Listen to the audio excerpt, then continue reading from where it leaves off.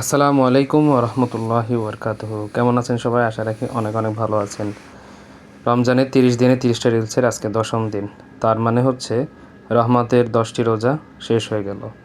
মন খারাপও লাগছে। আল্লাহ যদি ইনশাআল্লাহ আগের বছর হায়াতে রাখে তাহলে আমরা আবার পাবো। তো বাকি আছে আর 20টা রোজা। সো ইনশাআল্লাহ সবাই ভালো করে রোজা রাখি। সো আজকের ইফতারের মেনুতে প্রথমবার মতন এই দেখেন তরমুজ, এবং আজকের ইফতারের মেন আইটেম হচ্ছে এই হালিম, বাসায় বানানো। সো হালিম কার কার ভালো লাগে একটু জানাবেন। আর তরমুজ প্রথমবার মতন রান্না হইলো। তরমুজের দাম চলতেছে ইদানিং।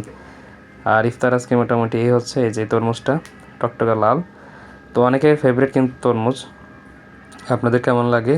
আর সাথে হচ্ছে আজকের এই যে একদম স্পেশাল বাসায় বানানো হালিম, সাথে বুটমুড়িতে রয়েছে এই যে বেগুনি, অনেকের প্রিয় ফেভারিট। সো আশা রাখি সবাই অনেক অনেক ভালো আছেন, সুস্থ আছেন। ও হ্যাঁ, এবং কোরআন শরীফও আলহামদুলিল্লাহ পড়ছি। একটু পিছায় গেছি, 10তম দিনে এসে 9 পাড়ায় আসছি, 1 পাড়া একটু পিছায় গেছি। সো দোয়া করবেন যেন 30 দিনের ভিতরে আমি শেষ করতে পারি।